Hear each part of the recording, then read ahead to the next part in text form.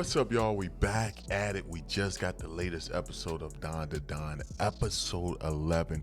In case you want to check out the manga for reference, this episode covers chapter 28 through 30. And I'm loving this anime, man. Honestly, I thought Gigi was hilarious in the manga when I read about him. But in the anime, he's kind of annoying. I'm not gonna lie to y'all. He's like that stupid annoying where sometimes he's funny and then sometimes it's like he's doing too much. But we get introduced to Gigi in this episode, and he has his moments where you got Okarun. He's pretty much feeling some type of way. He's just looking at him like, yo, this is Momo's past boyfriend. This is someone she may still have a crush on. Look at him, look at me. Of course, she's going to choose him type of situation. And we've all been through that, growing up. And I'm not going to lie, man. Your girl, Ira, she's hilarious as hell in this episode, too. Just how she's just painting this whole scenario in her head, how she's the savior and how Momo's this demon that she has to take down that's trying to build up her army to create Ragnarok. Yo, it's hilarious to me. Some people may overlook it, but the comedy in Dandadan is gold, if you ask me. And then just the way, look at the way she runs off. Like, look at this. Look. That shit, I don't know why, man. That shit is hilarious to me. I gotta take it back, man. I gotta show y'all the run one more time, man. The run is just... It's hilarious, man. It's hilarious. Let me try to get exactly to it real quick. Like, look at the run. Hey, I'm goofy as hell. But you got that going on. You got Okarun. He's like walking off, and that's what I really like about the relationship between Momo and Okarun. It's just like the stuff that he's afraid to say. It's like she knows and she'll go out her way to make him say it. Now, some people might look at that as bullying, but she knows his flaws. She knows where he falls short, and she's willing to help him push past that. At least that's how I view it. You guys can let me know if you feel the same way, but I like the way she challenges him to be more than what he usually is. Like the fact that he was just walking off and she's like doing these hand signs at him. He's looking at her like, yo, what is she trying to tell me? And it's that she wants him to say goodbye, I'll see you tomorrow, because she did it the previous night. And he's like, yo, I didn't know we were taking turns. And he was so worried about Gigi that that's all he was focused on. But you see to her, like that guy showing up don't mean nothing to her. She's looking at him like, yo, like, ain't you gonna tell me goodbye? And I don't know, I just love the interaction between these two characters. Like, yo, it's done very well. But you got it where of course Momo questions her mom. I mean, her grandma. I keep calling her mom because how young she looked. I mean, everyone's surprised as well. But she questions her grandma as well as Gigi. Like, why is Gigi here? According to the grandma, Gigi is gonna be staying there.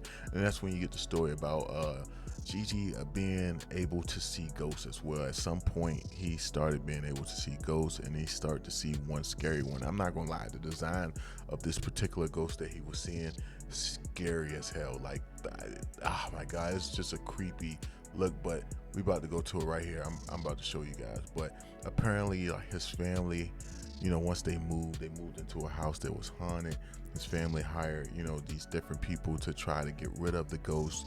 Out of the 5 people they hired, 3 of them committed suicide. That in itself would have made me move. That's how you know they ain't black, yo.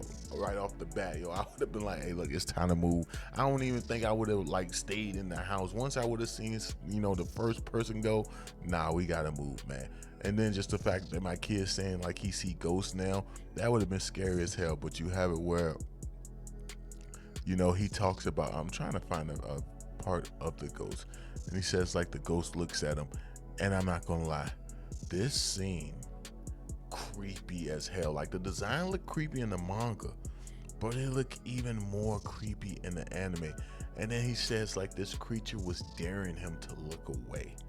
Like, yo, if you look away, that'll be your end type of scenario. Man, that was, I don't know, man. It was just a bit much for me. I like how the anime is, like I said, this is one of those rare series where the anime makes the manga, shine even more because how well they do the anime. And I'm surprised. I want to see how many people actually go to like start read the manga like myself. Like the anime is what got me into the manga. I started off reading the manga, stopped for whatever reason, but the anime got me back into it. I'm very curious to know how many other people are like, yo, I gotta get back into it. But then you got it with Gigi goes to the school with Momo. He's telling everybody right off the bat, like, yo, I stay with Momo, we're past lovers, blah, blah, blah. But you got it where all the women is loving this guy. Like, yo, this dude got his pick of the litter, you know. All these women want to be with Gigi, and he's acting like a clown. And I'm not gonna lie to y'all, and y'all can say I'm hating. You could say it. But if I was in that classroom and this dude was doing all this weird stuff that he's doing now and the women going crazy over him, I'd probably I'd clown. I'd be like, yo, man, that dude's a sucker, man. Like, but you know what I'm saying? I guess that could come off of hate. Maybe I'm hating. Maybe because I want Okarun to shine. Maybe that's the case. But, you know, you have these funny interactions and you see that the whole time in school, Okarun, he's thinking about, you know, Gigi as well and how he doesn't stand a chance against this guy when it comes to him and Momo.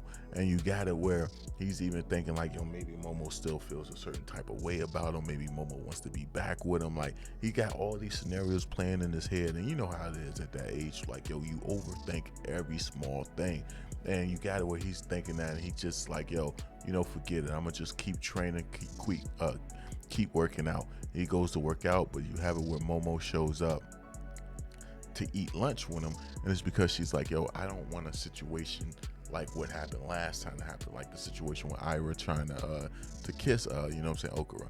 And if he was smart, he would realize that her coming there to make sure something funny like that doesn't happen means she obviously care for you. Like, yo, she don't want you to be with someone else. She don't want you kissing somebody else. The fact that she's there, you would think he would realize like, oh man, she likes me. But nah, he just thinks the opposite. And then maybe he was starting to think like, maybe she really does like me. But then you have it where Gigi shows up as well. He has you know, her favorite food or favorite soft drink, I guess, that they don't really make no more in the area. And you have it where, you know, your boy Okarun, or, you know, Ken, whichever name you want to call him by, you have it where he's feeling sad and he like walks off. He walks off because he's like, while they're celebrating, because he feels like, yo, you know, they're happy together. I'll leave her alone. I'll stop meeting up with her. That way she can be happy with her boyfriend, Gigi. Even though they're not together, that's just how, you know, Ken, you know, Okarun is thinking right now.